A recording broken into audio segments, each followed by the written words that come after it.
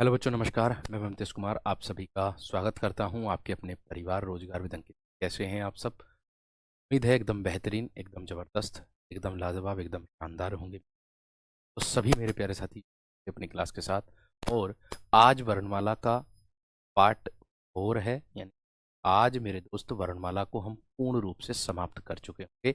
सभी को good afternoon है, सभी को प्रणाम, सभी को नमस्कार। तो प्यारे दोस्त, जुड़ेंगे आज अपनी कक्षा से। तो आज इस कक्षा में मेरे दोस्त जितने भी आप लोगों के सारे डाउट हैं, जितने भी सभी डाउट हैं, वो सारे डाउट आज इसी कक्षा में लास्ट है, ये समझिएगा, ये वाली कक्षा वर्णमाला की। इसमें आपके सारे डाउट क्लियर हो जाएंगे, आप बेफिक्र रहिए। ठीक है ना? तो चलिएगा स्टार्ट करते हैं अपने सेशन को। संयुक्त व्यंजन में हमने जो पढ़ लिया था, पार्श्विक व्यंजन तक, काकल्लीय वर्ण तक हम लोगों ने पढ़ लिया था। आज जो है हम संयुक्त व्यंजन से आगे शुरू करते हैं। अब आप कहोगे सर संयुक्त व्यंजन किसे कहते हैं, इसकी परिभाषा क्या होगी? जो वर्ण, परिभाषा देखो, संयुक्त से ही बोध हो रहा है आप लोगों का क्या, कि जो वर्ण दो विभिन्न वर्णों के योग से मिलकर बनते हैं। जो वर्ण दो विभिन्न विभिन्न वर्णों के योग से मिलकर बनते हैं, योग से मिलकर बनते हैं, उन्हें संयुक्त व्यंजन कहते हैं। उन्हें संयुक्त व्यंजन व्यंजन कहते हैं, संयुक्त व्यंजन कहते। इतनी बात सभी की समझ में आ गई होगी। दूसरी चीज आगे आती है बात। अब इनकी संख्या कितनी होती है? इनकी संख्या दोस्त, जहां पर ट्रिक का इस्तेमाल होगा वह ट्रिक आपको दी जाएगी। आप निश्चिंत रहे, आप बिल्कुल टेंशन न। ठीक है, आगे। इनकी संख्या 4 होती है, 4 होती है। और जितने भी बच्चे, प्यारे दोस्त, आप लोगों को बता दूं कि कमेंट सेक्शन में कमेंट किया था कल, कुछ बच्चों के ऐसे कमेंट थे कि जिसको देख करके मुझे बहुत ज़्यादा अच्छा लगा और बहुत ही ऊर्जा मिली। जैसे कि अभी बच्चे ने कमेंट किया है मेरे दोस्त के, सर आप बहुत अच्छा पढ़ाते हैं, आप किसी की बातों पर ध्यान मत दीजिए, बस केवल आप अपने कंटेंट को जबरदस्त करके लेकर के आ रहे हैं, हमारे लिए वही बेहतर है। भाई भाई बहुत बहुत धन्यवाद, थैंक यू। आगे देखो, इनकी संख्या 4 होती है। अब 4 कौन कौन से होते हैं दोस्त, आपको ध्यान में रखना है। देखिएगा, 6 क्षत्रिय होगा, 3 त्रिशूल होगा, यह ज्ञानी होगा, और एक होगा मेरे दोस्त आपका श्रेय, ये वाला। अब मैंने आप लोगों से अभी अभी बताया था कि ये दो विभिन्न वर्णों के योग से मिलकर बनते हैं। आप कहोगे दो विभिन्न वर्णों के योग से मिलकर कैसे बनेंगे? यहां ध्यान दीजिएगा। देखिए, 6 क्षत्रिय कै धन क्षय के योग से मिलकर बनता है।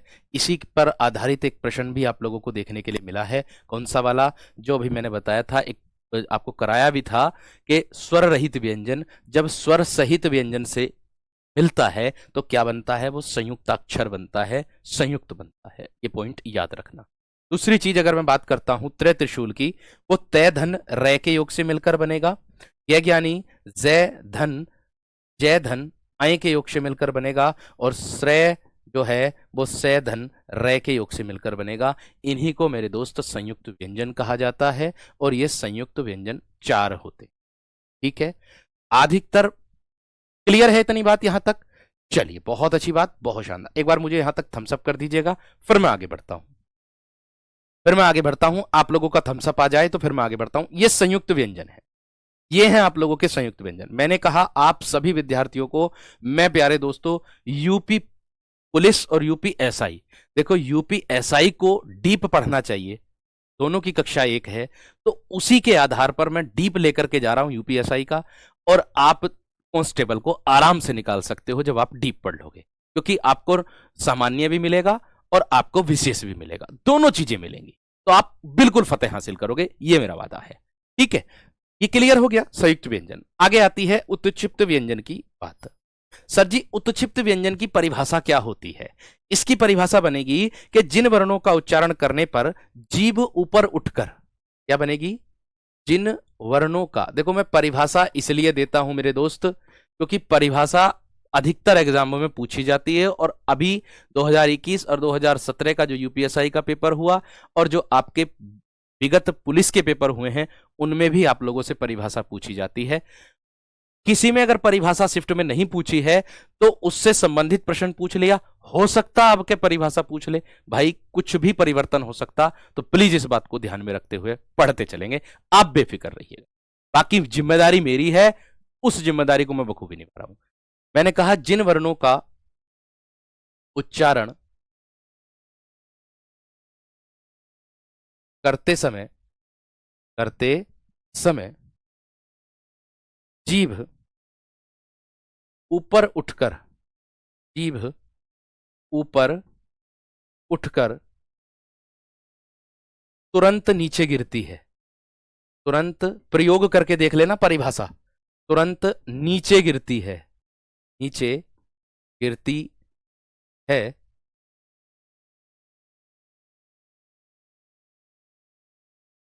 उसे उत्क्षिप्त, उसे उत्क्षिप्त या फिर द्विगुण, ध्यान देना इसके कितने नाम होते हैं ये देखते रहना आप लोग, उसे उत्क्षिप्त या फिर मेरे दोस्त द्विगुण या फिर मेरे दोस्त ताड़नजात, ताड़नजात या फिर मेरे दोस्त फेंका हुआ व्यंजन, फेंका हुआ व्यंजन, फेंका हुआ व्यंजन कहते हैं, कहते।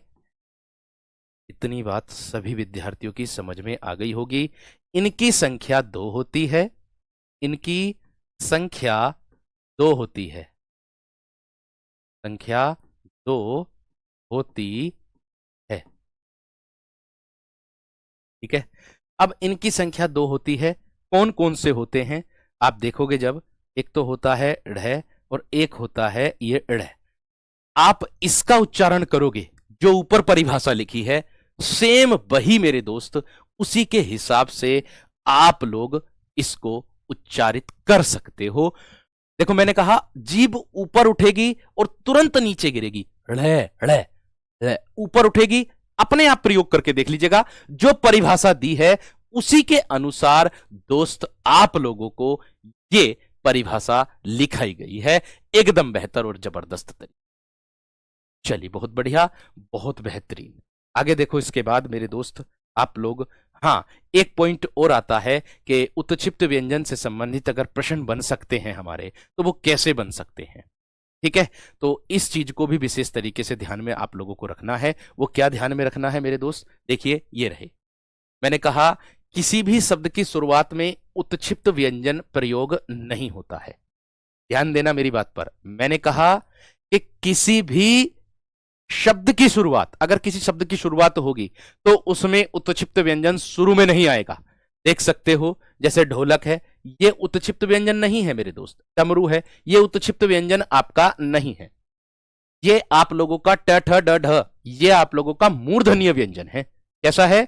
ये आप लोगों का मूर्धन्य व्यंजन है दोस्त। आगे दिया है द्वित्व व्यंजन में उत्क्षिप्त व्यंजन का प्रयोग नहीं होता। जो आपके द्वित्व व्यंजन होते हैं, इसकी भी मैं आप लोगों को परिभाषा बताऊंगा कि द्वित्व व्यंजन किसे कहते हैं। मैं बता दूं आप लोगों को कि द्वित्व व्यंजन का मतलब होता है कि जब दो समान व्यंजनों के बीच कोई स्वर ना हो, पॉइंट, विशेष मुख्य बिंदु है, ठीक है। जब दो समान व्यंजनों के बीच कोई स्वर ना हो तो उसे द्वित्व व्यंजन कहते हैं। आप देख सकते हो दो समान व्यंजन हैं, इनके बीच में कोई भी स्वर नहीं है, उसी को ही द्वित्व व्यंजन कहते हैं। ऊपर जो आप लोगों के लिए लाइन लिखी हुई है, एक बात ध्यान रखना यहां पर, क्या कि द्वित्व व्यंजन में उत्क्षिप्त व्यंजन का प्रयोग नहीं होता। यह भी आप लोग मुख्य बिंदु याद रखेंगे। आगे दूसरा, अंग्रेजी के शब्दों में उत्क्षिप्त व्यंजन का प्रयोग नहीं होता। दोस्त आप देख सकते हो, मैंने कहा आप लोगों का कि अंग्रेजी के जो शब्द हैं, आप लोग ध्यान से देखिएगा, अंग्रेजी के जो शब्द हैं जैसे वर्ड है, रिकॉर्ड है, इन शब्दों में भी आप लोग उत्क्षिप्त व्यंजन का प्रयोग नहीं कर सकते, उत्क्षिप्त व्यंजन का प्रयोग नहीं कर सकते हैं। और ये ट है, ये ठ, के तुरंत पहले या तुरंत बाद अगर अनुस्वार हो, अनुस्वार का कार्य कौन करता है, ये वाला, ये करता है, हो तो उत्क्षिप्त व्यंजन का प्रयोग नहीं होता है। जैसे आपके सामने लिखा है ग्राउंड, जैसे आपके सामने क्या लिखा है, ग्राउंड। इतनी बात समझ में आ गई? बात समझ में आ गई?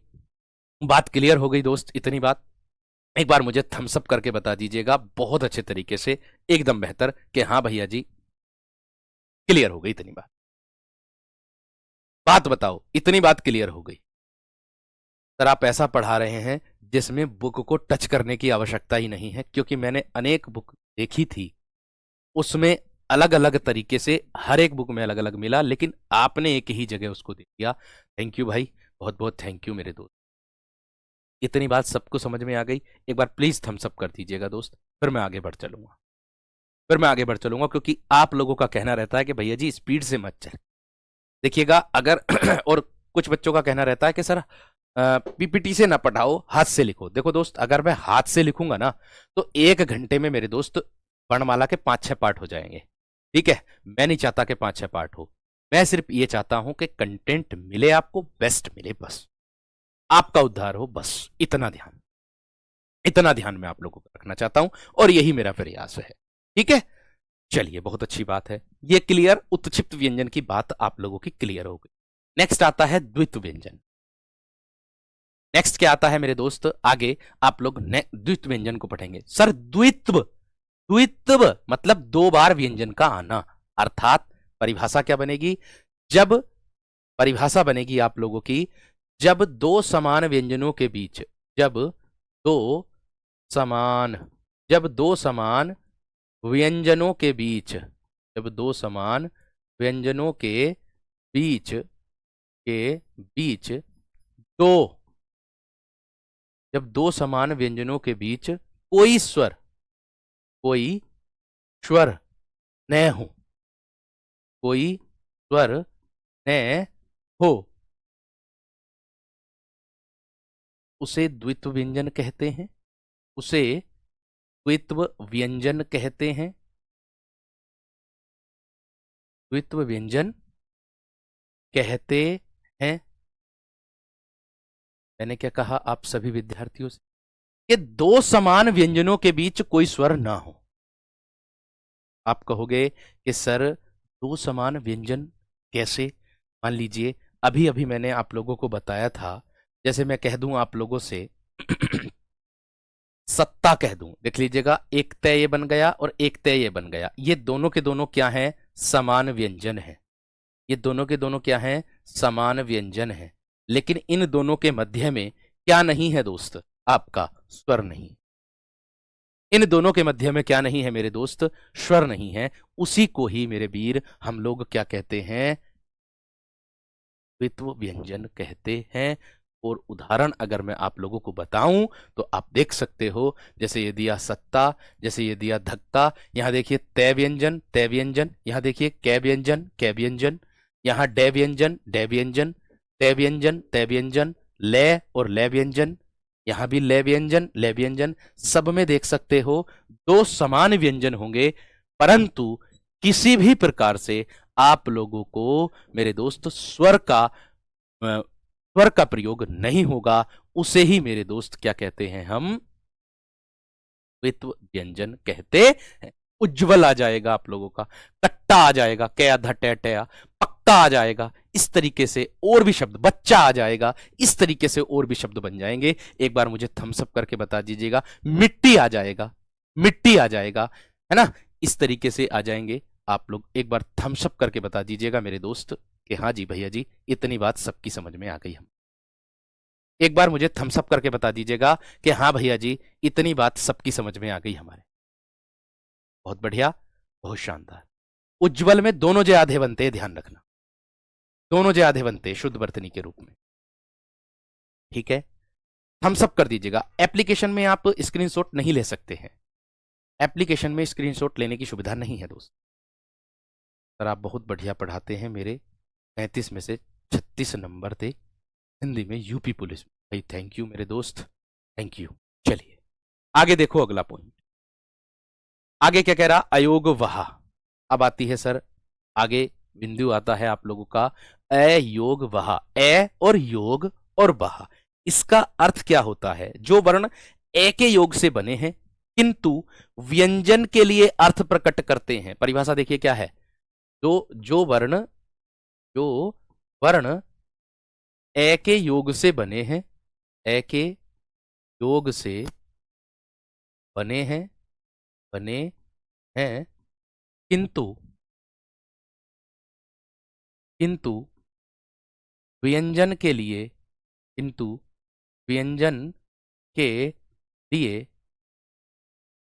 अर्थ प्रकट करते हैं। व्यंजन के लिए अर्थ प्रकट करते हैं, किंतु व्यंजन के लिए अर्थ प्रकट करते हैं, उन्हें अयोग वहा व्यंजन, अयोग वहा व्यंजन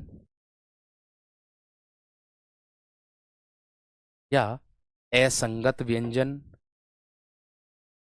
असंगत व्यंजन कहते हैं। कौन कौन से होते हैं भाई? ये ध्यान देना आप लोग इधर, कौन कौन से होते हैं? ये होते हैं आप लोगों के, एक तो होगा अंग और एक होगा मेरे दोस्त आहा। इससे संबंधित एक प्रश्न आता है। क्या आता है प्रश्न ये आता है मेरे दोस्त, ठीक है, मैंने कहा कि प्रश्न ये आता है मेरे दोस्त आप लोगों के इस तरीके से आता कि अंग और आहा की अगर मैं बात करूं, ये है, ये किसका कार्य करता है? ये दोस्त मेरे आपका अनुस्वार का कार्य करता है। और ये जो है आप लोगों का, ये किसका कार्य करता है? ये विसर्ग का कार्य करता है। किसका? विसर्ग का कार्य मेरे दोस्त ये करता है। इतनी बात सबकी समझ में आ गई, क्लियर भी हो गई मेरे दोस्त, बहुत बेहतर तरीके से।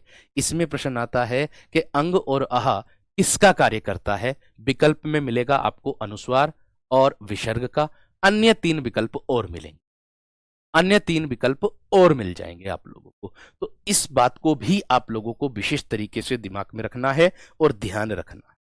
ठीक है दोस्त, क्लियर है? ये पॉइंट भी आपको मुख्य बिंदु आप लोगों का होगा। ठीक, एक बार थम्स अप करेंगे, यहां तक क्लियर हो गई हो? एक बार थम्स अप करेंगे दोस्त, क्लियर हो गई हो तो बात? आज जितना भी कंफ्यूजन है ना, लास्ट में सारा समाप्त कर दूंगा, आप बेफिक्र रहना। जितना भी कंफ्यूजन है सारा समाप्त कर दूंगा, बेफिक्र रहना। जितने भी आप लोगों के प्रश्न है ना, वो सब मेरे दोस्त मैंने नोट किए हैं तीनों वीडियो को देखने के बाद कि आपके दिमाग में क्या बात चल रही है क्या नहीं, उस सारी चीजें मैंने आज की वीडियो में समाप्त करूंगा, बेफिक्र रहो। ठीक है, चलिए, क्लियर, अच्छी बात है। आगे आगे अगर बढ़े प्यारे दोस्त, आप लोगों को मैं बता दूं, एक आगत व्यंजन आप लोगों ने देखा होगा। क्या देखा है मेरे दोस्त? आगत व्यंजन देखा होगा, ठीक है। आप कहोगे सर आगत व्यंजन कौन से होते हैं? आगत व्यंजन कौन से होते हैं दोस्त? वह होते हैं ये, इनका जो प्रयोग होता है अरबी फारसी शब्दों में किया जाता है। इनका प्रयोग, हालांकि जोड़ते नहीं है इनको, अरबी फारसी शब्दों में किया जाता है। अरबी फारसी शब्दों में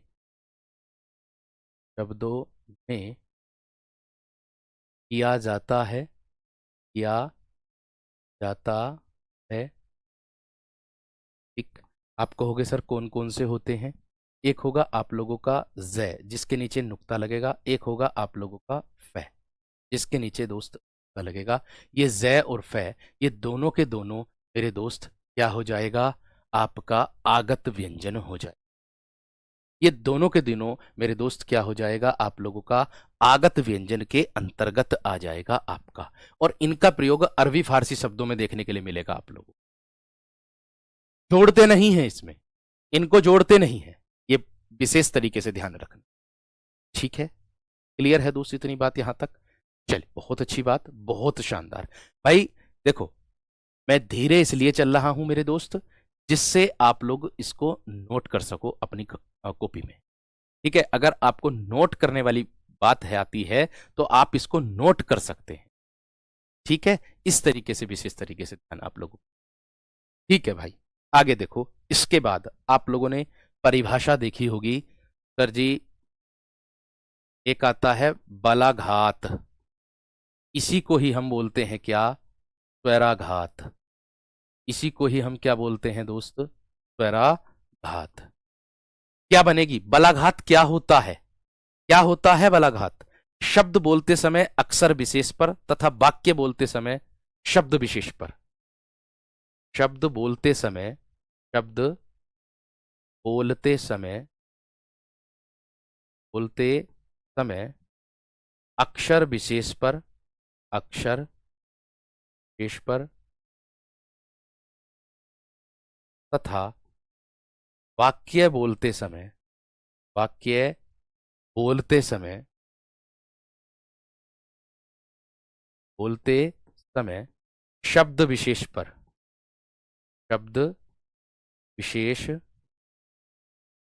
पर जो बल दिया जाता है, जो बल दिया, जो बल, बल मतलब जो जोर लगता है। ठीक है ना दोस्त, मैंने कहा कि शब्द बोलते समय अगर कोई हमने शब्द बोला, ठीक है, या कोई हमने अक्षर, अगर कोई शब्द बोला तो किसी अक्षर पर बल दे दिया ज्यादा, या किसी वाक्य बोलते समय किसी शब्द पर बल दे दिया ज्यादा, जोर दे दिया, जोर से बोल दिया, है ना। तो जो बल दिया जाता है, बल दिया जाता है, उसे बालाघात या स्वराघात कहते हैं। उसे बालाघात से बालाघात या स्वराघात कहते हैं, बालाघात कहते हैं। एक विशेष मुख्य बिंदु इसमें लिख लेना, वो क्या है दोस्त आप लोगों का मुख्य बिंदु, वो ये है कि इसका प्रयोग कहाँ होता अधिकतर। बालाघात का प्रयोग कविता हो या आपका मेरे दोस्त क्या हो, भाषण हो, आप लोगों का गीत हो, है ना, प्रभाव पैदा करने के लिए किया जाता। इसका प्रयोग, इसका प्रयोग कविता, कविता, भाषण, कविता, भाषण, गीत में, गीत में क्या करने के लिए, प्रभाव पैदा करने के लिए, प्रभाव पैदा करने के लिए बालाघात का प्रयोग होता है। बालाघात का प्रयोग होता है।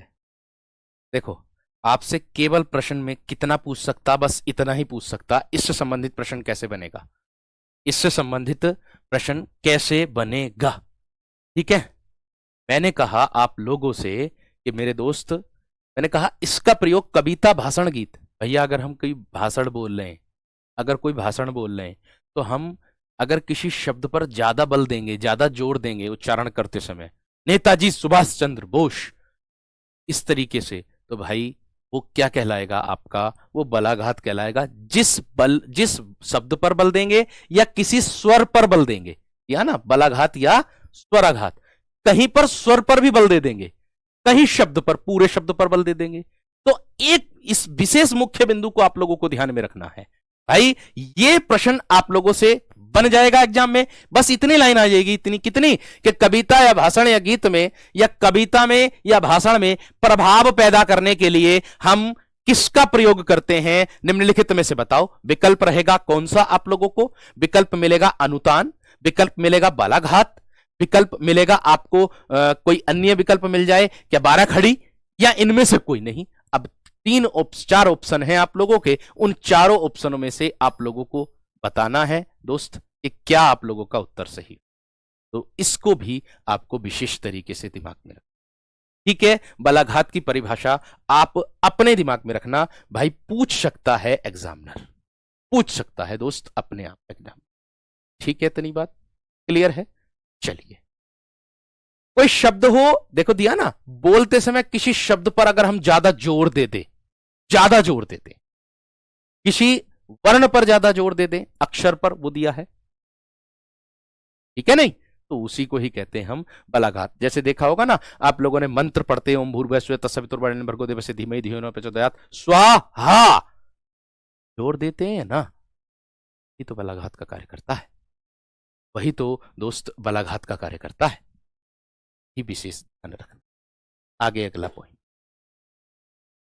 आगे बिंदु क्या होगा आपके मेरे दोस्त, आगे अनुतान आता है, 12 खड़ी आता है ना, इससे पहले आप 12 खड़ी देख लीजिए, ठीक है, इससे भी प्रश्न आप लोगों को देखने के लिए मिलेगा। तो 12 खड़ी किसे कहते हैं ये भी ध्यान में रखना, किसी व्यंजन के साथ स्वरों की मात्राएं, क्या बनेगी परिभाषा, किसी व्यंजन के साथ स्वरों की मात्राएं रीरी को छोड़कर अनुस्वार और विसर्ग के साथ लिखने को क्या बोलेंगे, किसी भी व्यंजन के साथ, भाई कोई भी व्यंजन हो, किसी भी व्यंजन के साथ, किसी भी व्यंजन के साथ, व्यंजन के साथ रीरी को छोड़कर, ये वाला रीरी को छोड़कर, रीरी को छोड़कर क्या करना है मेरे दोस्त, विसर्ग और अनुस्वार के साथ लिखने को 12 खड़ी कहते हैं, ठीक है, किसी भी व्यंजन के साथ रीरी को छोड़ करके या व्यंजन के साथ स्वरों की मात्राएं कर दो, ऐसे करके कर सकते हो इसको, किसी भी व्यंजन के साथ स्वरों की मात्राएं ऐसे करके लिख दो, स्वरों की मात्राएं ही तो आएंगी, स्वरों की मात्राएं, स्वरों की मात्राएं रीरी को छोड़कर, रीरी को छोड़कर, यहीं पर लिख दे रहा हूं, रीरी को छोड़कर, ठीक है, अनुस्वार और विसर्ग के साथ लिखने को, अनुस्वार, अनुस्वार और विसर्ग के साथ लिखने को, और विसर्ग के साथ लिखने को, लिखने को 12 खड़ी कहते हैं, 12 खड़ी कहते, ठीक है दोस्त। आप कहोगे सर कैसे, सबसे पहले मैंने आप लोगों को बताया है क्या, कि बस इतना विशेष तरीके से ध्यान रखना, मैंने कहा किसी भी व्यंजन के साथ स्वरों की मात्राएं हों आप लोगों की, स्वर की मात्राएं कौन कौन सी, भाई स्वर कौन कौन से, ए है, आ है, छोटी ई है, बड़ी ई है, छोटा ऊ है, बड़ा ऊ है, ठीक है, और रीरी को छोड़ देना है बस, ए से एड़ी, आई से एनक, ओ से ओखली, औ से औरत, केवल रीरी को छोड़ देना है, और उसके बाद क्या लेना है हमें, ये विसर्ग और अनुस्वार, अनुस्वार और विसर्ग।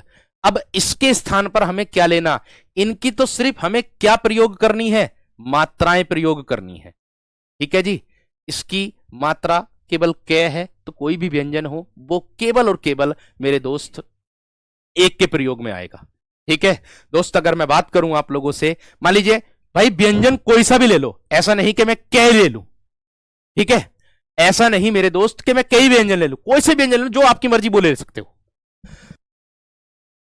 मैं आपको उदाहरण के तौर पर बता रहा हूं, ठीक है, जैसे मैंने कै व्यंजन ले लिया, तो कै में क्या गया, ए, फिर आगे आ की मात्रा लगी हुई है, मैंने आ लिख दिया, फिर छोटी ई की मात्रा लगी हुई है, मैंने कै पर छोटी ई की मात्रा लगा दी, फिर बड़ी ई की मात्रा है तो मैंने बड़ी ई की मात्रा लगा दी, छोटे ऊ की मात्रा तो छोटे ऊ की मात्रा लगा दी, बड़े ऊ की मात्रा तो बड़े ऊ की मात्रा लगा दी, एक मात्रा है सिंगल तो एक मात्रा लगा दी, डबल मात्रा है तो मैंने कै पर डबल मात्रा लगा दी, फिर उसके बाद एक मात्रा है ओ की तो वो लगा दी, फिर उसके बाद मेरे दोस्त क्या लगा दी, ऊपर कौ लगा दिया, फिर उसके बाद उसने क्या कहा था, अनुस्वार और विसर्ग, अनुस्वार और विसर्ग को लिखने पर, विसर्ग को के साथ लिखना, तो उसको 12 खड़ी कहते हैं।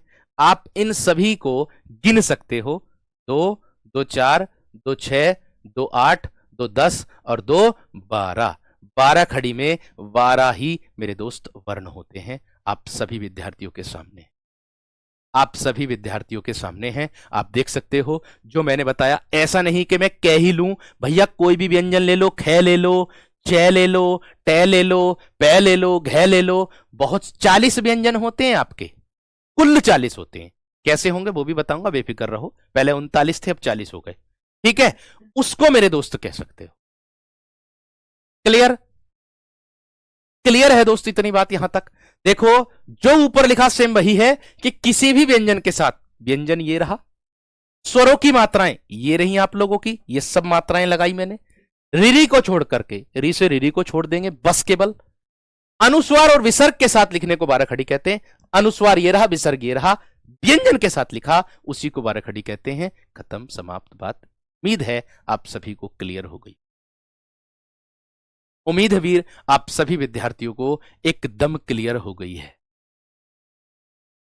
बात क्लियर? बात क्लियर दोस्त? एक बार थम्स अप प्लीज करेंगे आप सभी विद्यार्थियों से चाहूंगा। आप सर बहुत डीप पढ़ा रहे, वो हमारे लिए बहुत अच्छा रहेगा। भाई बिल्कुल आप निश्चिंत रहे। मैंने कहा आप लोगों से कि जो जिम्मेदारी मुझे दी गई है, इस जिम्मेदारी को मैं बखूबी तरीके से आप लोगों के सामने निभा रहा हूं। बाराखड़ी में मात्रा आज समझ में आई है मेरे। भाई वाह, क्या बात है। थैंक यू दोस्त, थैंक यू।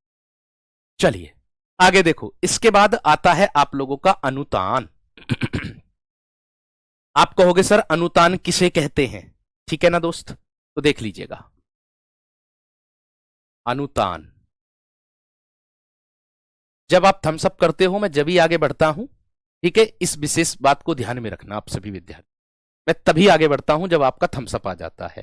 बेफिक्र रहिए, आपसे मैंने वादा किया हुआ है, तो आपसे वादा ये पूरा करके दिखाऊंगा। आप इसका परिणाम परीक्षा फल में देखना, बाकी और कुछ नहीं। बस एक ही शब्द कहूं।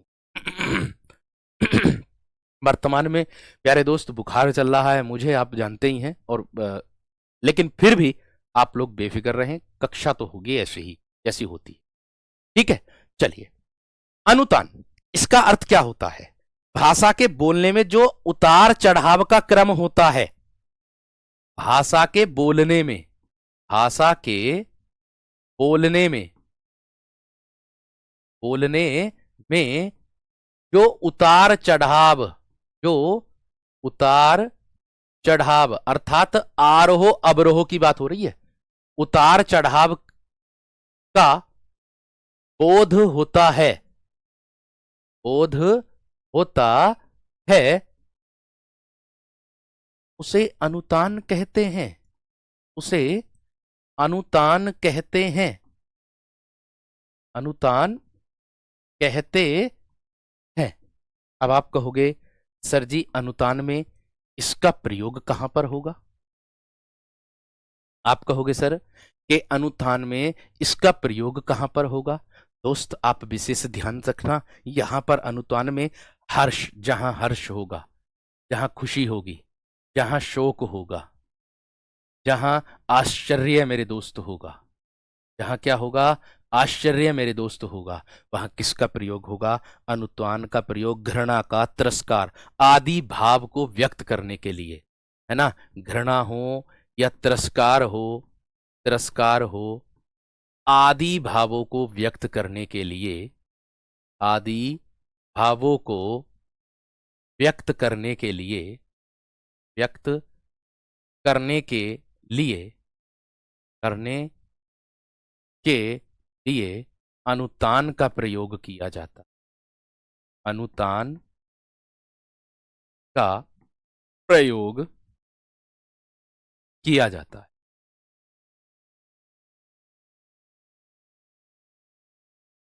किया जाता है। ठीक है दोस्त, आप कहोगे सर कैसे प्रयोग होगा?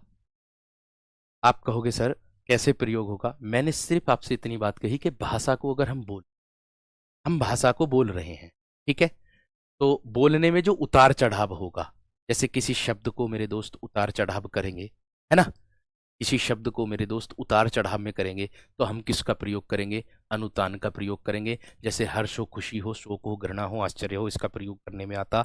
जैसे मैं उदाहरण के तौर पर कह दूं, क्या क्या आप, क्या आप आ रहे हैं? क्या आप आ रहे हैं? आ रहे हैं, और बाद में क्या है मेरे दोस्त, एक तो प्यार से बोल दिया, एक प्यार से बोल दिया, और एक कहीं पर शब्द को खींच करके बोल दिया, कहीं किसी शब्द को खींच करके बोल दिया। यहां पर मेरे दोस्त किसका प्रयोग कर रहे हैं हम? फिर आप अनुतान का प्रयोग कर। अनुतान में बस केवल इतना ही होता है, हां देखो, क्या आप आ रहे हैं, आपसे प्रश्न पूछा, मैंने कहा फोन करके क्या आप आ रहे हैं, आपने प्रति उत्तर दिया क्या? हां मैं आ रहा हूं, हां मैं आ रहा हूं, मैं आ रहा हूं, समाप्त। हां मैं आ रहा हूं,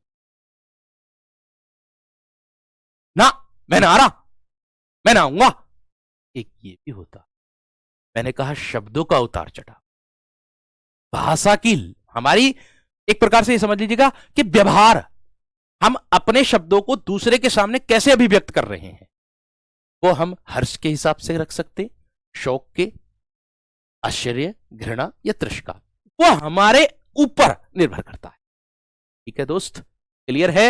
एक बार थम्स अप कर देंगे प्लीज, एक बार थम्स अप कर देंगे प्लीज, एक बार थम्स अप कर देंगे दोस्त, जल्दी से फटाफट, जल्दी से थम्स अप करेंगे दोस्त, फटाफट एकदम थम्स अप करेंगे। फिर इसके बाद आगे बढ़ता हूं मैं अगले पॉइंट पर। आगे अगला बिंदु आता है, मुख्य बिंदु चल रहे हैं आप लोगों के सभी, ठीक है, उसको ध्यान में रखना है। ये मिटाया नहीं है मैंने, कभी सोचो मिटा दिया, पीछे है ये स्लाइड कॉपी की, देख सकते हो, ये रहा, इसको लिखना है लिख लीजिएगा। यहां तक थम्स अप कर। तिरस्कार में आता हट दूर, ये तिरस्कार, दूर हो मेरी नजरों के सामने से, इस तरीके से तिरस्कार कर देते हैं जिसका, उसको कहते हैं। ठीक है वीर, नेक्स्ट इसके बाद आता है, आगे चलते हैं। आगे अगर मैं बात करता हूं, एक जो मुख्य बिंदु आता है, ये प्रश्न मैंने देखा है आप लोगों का कि बिना खड़ी पाई वाले व्यंजन कौन से होते हैं? बिना खड़ी पाई वाले व्यंजन, बिना खड़ी पाई वाले व्यंजन। थोड़ी सी कक्षा आज लंबी चल जाएगी, ठीक है, क्योंकि दोस्त इसके बाद कोई कक्षा आपकी होती नहीं है, ठीक है, इसीलिए आज वर्णमाला को समाप्त कर देंगे। इससे संबंधित मैं प्रश्न भी लेकर के आया हूं आज की कक्षा में आप लोगों के लिए, बेफिक्र रहना। ठीक है दोस्त, आज की कक्षा में इससे संबंधित प्रश्न भी लेकर के आया हूं। ठीक दोस्त, आगे देखो, मैंने कहा कि बिना खड़ी पाई वाले व्यंजन कौन से होते हैं सर? एक तो होता है डह, और खड़ी पाई कैसे होती, को किसे खड़ी पाई कहते हैं वो भी मैं आप लोगों को बताऊं। देखो, खड़ी पाई होती मेरे दोस्त, ये एक डंडा, ये एक डंडा जो होता है ये खड़ी पाई होती, ये एक जो डंडा होता है ये खड़ी पाई होती है, और जिसमें ये डंडा नहीं होता वही मेरे दोस्त क्या कहलाते हैं? बिना खड़ी पाई वाले व्यंजन कहलाते है। आ जाएगा, है आ जाएगा, है आ जाएगा, इसमें तो नहीं है डंडा, है द्विगुण व्यंजन आ जाएंगे, दोनों के दोनों, एक रे आ जाएगा, एक क्या आ जाएगा आपका? रे आ जाएगा, एक क्या आ जाएगा आपका? दे आ जाएगा। बाकी सब में तो, बाकी सब में तो सर खड़ी पाई होती है ना। समझ में आ रही ना बात? क्लियर हो रही बात? एकदम क्लियर है ना मेरे दोस्त बात? आगे देखिएगा। अब आप कहोगे सर कि हमसे अगर प्रश्न पूछ लिया जाए, देखो ये प्रश्न 2017 वाले में मैंने देखा था, इसीलिए आप लोगों के लिए लेकर के आया हूं। आप निश्चित तौर पर रहिएगा, बेफिक्र रहिए। अगर मैं आपसे कह दूं कि उसमें प्रश्न पूछा था कि खड़ी पाई को हटा करके शब्द का संयुक्त रूप लिखिएगा, कैसे लिखेंगे आप? इस तरीके से प्रश्न था। क्या था? खड़ी पाई हटाकर, खड़ी पाई मतलब खड़ा डंडा जो होता है वो, खड़ी पाई को हटाकर, हटाकर शब्द का संयुक्त रूप लिखिए, शब्द का संयुक्त रूप, संयुक्त रूप लिखिए। तो दोस्त आपको मैं बता दूं, कुछ शब्द दूंगा, उनको आप लोगों को खड़ी पाई हटा करके लिखना है, ठीक है ना दोस्त? जैसे मैं कह दूं आप लोगों से, ये छज्जा, ये रहा छज्जा, ठीक है दोस्त? जैसे मैं कह दूं आप लोगों से सलोक, सलोक,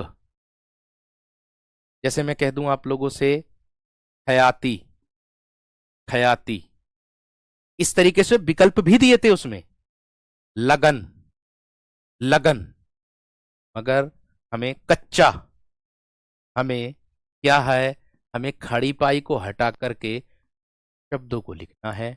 तो हम कैसे लिखेंगे इसको, देख लीजिएगा। छज्जा में क्या आ जाएगा मेरे दोस्त, है भी आता है, हाँ है भी आता है। जैसे में देखो आपके सामने आ जाएगा इस तरीके से, इस तरीके से, ये देखो आधा जय बन जाएगा।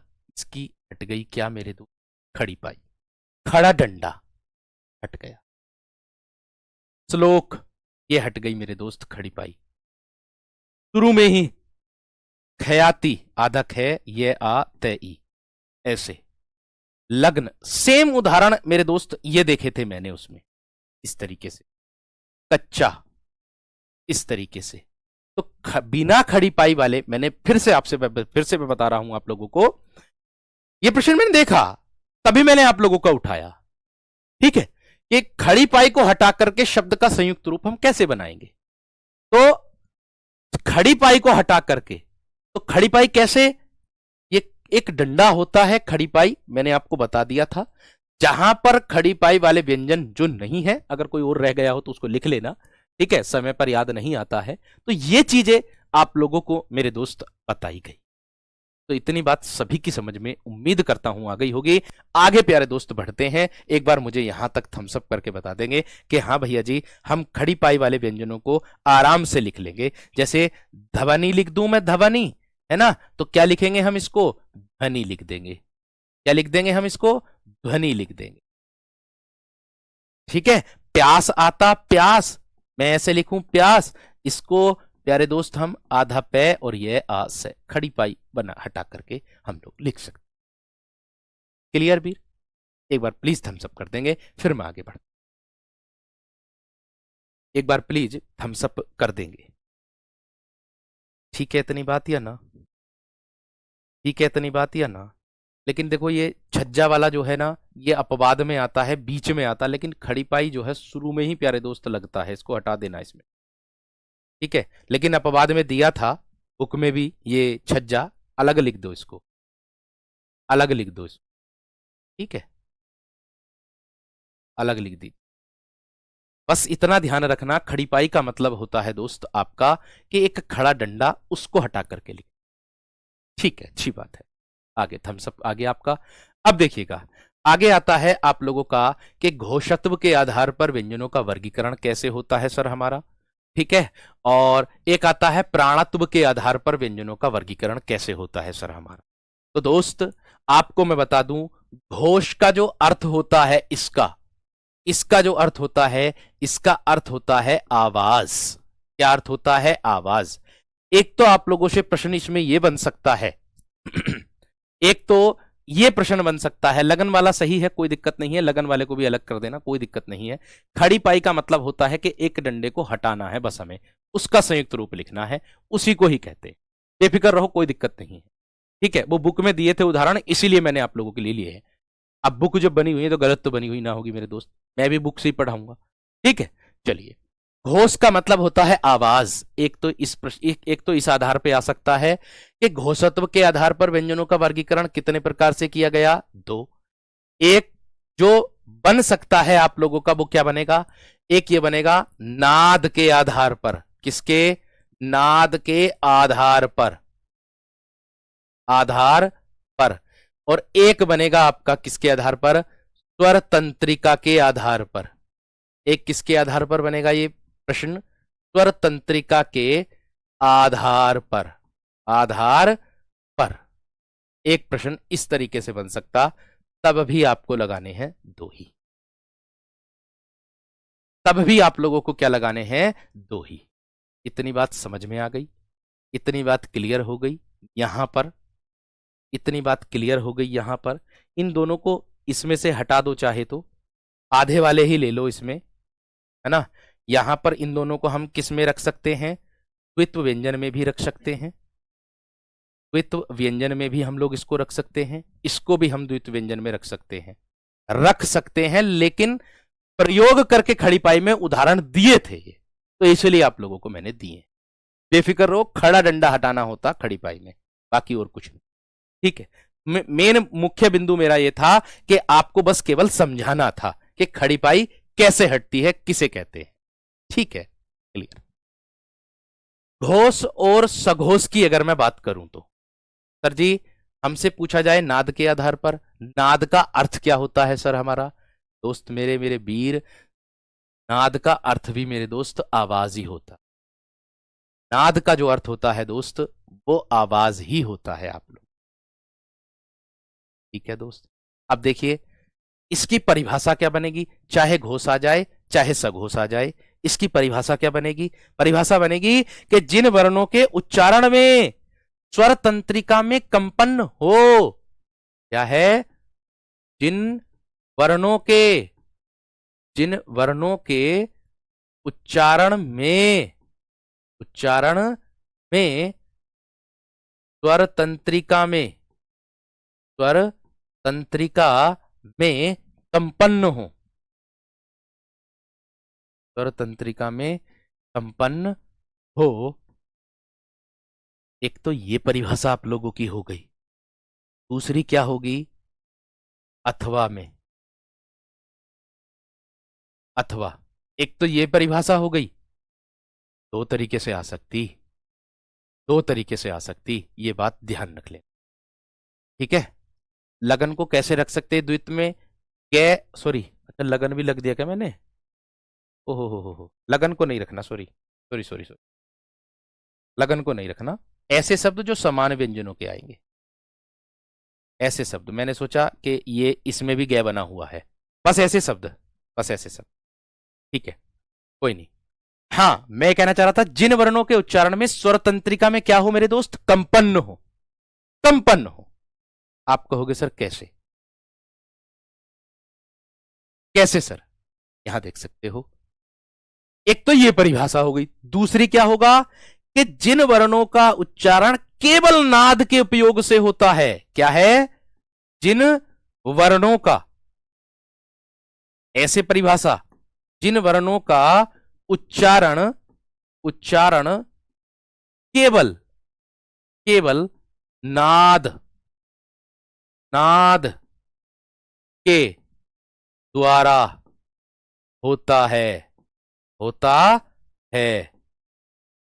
उन्हें क्या कहते हैं, उन्हें सघोष या अघोष कहते, उन्हें सघोष या अघोष, सॉरी, घोष व्यंजन कहते हैं, घोष व्यंजन कहते। क्लियर है दोस्त, क्लियर है मेरे दोस्त, इतनी बात यहां तक समझ में आ गई, क्लियर हो गई। मैंने सिर्फ और सिर्फ इतनी बात कही है आप लोगों से कि भैया जी, आपको मैंने कहा ये आपका जो प्रश्न है ये नाद वाला, ये आपकी परीक्षा में नहीं पूछा गया था। ये जो नाद वाला प्रश्न है दोस्त, ये आपकी परीक्षा में नहीं पूछा गया था। ठीक है ना, तो प्रदीप गुप्ता मेरे दोस्त, वो 46 कुल होते हैं, लेकिन दोस्त 43 मुख्य रूप से माने जाते हैं, तो आपको अब 43 ही लगाने हैं। ठीक है दोस्त, कामता प्रसाद के। हाँ जी, नाद का जो अर्थ होता है वो होता है आवाज। क्या होता है, आवाज। ठीक है, नाद का अर्थ होता है क्या मेरे दोस्त, आवाज होता है, ये भी आपको ध्यान में रखना है। आप कहोगे सर इसके अंतर्गत क्या क्या आते हैं, अगर मैं सघोष और अघोष की, सघोष और घोष की बात करता हूं, तो प्रत्येक वर्ग का 3 4 5, प्रत्येक वर्ग का। आप कहोगे भैया जी कि 3 4 5 क्या होता है, भैया जी आपको मैंने जो स्पर्श व्यंजन लिखा है ना 25, उन स्पर्श व्यंजनों में 25 में तीसरा चौथा पांचवा, कै वर्ग का तीसरा चौथा पांचवा, चय वर्ग का तीसरा चौथा पांचवा, है ना, और टय वर्ग का तीसरा चौथा पांचवा, और आपका क्या है, तय वर्ग का तीसरा चौथा पांचवा, और आपका पै वर्ग का तीसरा चौथा पांचवा। यही मेरे दोस्त आप लोगों के सघोष और घोष होते हैं, जो कि आपके सामने प्रत्यक्ष हैं, देख सकते हो। तीसरा, चौथा, पांचवा, और सभी स्वर आते हैं आप लोगों के जो द्विगुण व्यंजन के अंतर्गत आते हैं, और द्विगुण व्यंजन भी इसी के अंतर्गत आएंगे, अर्थात ये वाले ढ़ और ये वाला ढ़। ठीक, अंतस्थ व्यंजन अर्थात य, रे, ल और व, ये भी इसी में आएंगे, और ऊष्म व्यंजन का जो है होता है ना आपका, वो भी इसी के अंतर्गत आएगा। ऊष्म व्यंजन का जो है। ठीक है दोस्त, इतनी बात समझ में आ गई सभी विद्यार्थियों की? एकदम बेहतर तरीके से एक बार प्लीज थम्स अप कर दीजिए, एक बार प्लीज थम्स अप कर दीजिएगा यहां तक, एक बार प्लीज थम्स अप कर दीजिएगा यहां तक दोस्त। ठीक है, कै वर्ग है 3 4 5, देख सकते हो, च वर्ग 3 4 5, कोशिश कर रहा हूं जल्दी हो जाए। कै वर्ग है 3 4 5, तय वर्ग है 3 4 5, पै वर्ग है 3 4 5। आप लोग देख सकते हो ये आपके प्रत्येक वर्ग का 3 4 5। एक बार मुझे थम्स अप कर दीजिए, एक बार मुझे थम्स अप कर दीजिएगा प्लीज मेरे दोस्त, एक बार थम्स अप कर दीजिएगा। ठीक है, आगे देखो, यहां तक क्लियर सभी विद्यार्थियों का हो गया होगा ऐसी मैं उम्मीद करता हूं। आगे बढ़ रहा हूं अघोष की तरफ। सर जी, अघोष किसे कहते हैं? अर्थात जिन वर्णों के उच्चारण में स्वर तंत्रिका में कंपन न हो। क्या है? जिन वर्णों के उच्चारण में, जिन वर्णों के उच्चारण में, उच्चारण में स्वर तंत्रिका में, स्वर तंत्रिका में कंपन ना हो, कंपन है हो। एक तो ये परिभाषा हो गई, दूसरी क्या होगी सर? दूसरी क्या होगी? अथवा। अथवा में होगा जिन वर्णों के उच्चारण में, जिन वर्णों के, जिन वर्णों के उच्चारण, उच्चारण में केवल, केवल श्वास की आवश्यकता हो, केवल श्वास की आवश्यकता होती है, केवल श्वास की आवश्यकता होती है, होती है। दोस्त, ये जो नीचे वाली परिभाषा है ना, ये आप लोगों की यूपी ट्रिपल एससी की परीक्षा में पूछी गई थी, वहां से उठाई ये वाली परिभाषा, ये आपके एग्जाम में ना पूछ। अघोष वाली जो परिभाषा है यहाँ, केवल श्वास की आवश्यकता होती है, वो दोस्त आपके अघोष होते हैं। इसमें प्रत्येक वर्ग का पहला और दूसरा होता है, ये ध्यान में रखना है। देख सकते हो प्रत्येक वर्ग का पहला और दूसरा और तीनों श, प्रत्येक वर्ग का पहला और दूसरा और तीनों से इसके अंतर्गत आप लोगों के आते हैं। और अगर मैं बात करूं इसकी कै और ख, च और छ, ट और ठ, त और थ, प और फ, ये आ गए प्रत्येक वर्ग का, और तीनों से आप लोगों के आ गए। तो 5, 2, 2 दिए हैं, 2 पंजे 10 और 3 कितने हो गए मेरे? 13।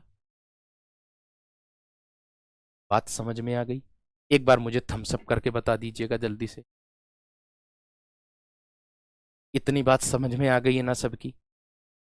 मैंने कहा केवल और केवल, हा को छोड़ के, हा नहीं आएगा इसमें, इसमें नहीं आएगा हा, हा आएगा सघोष में, यह भी ध्यान रखना।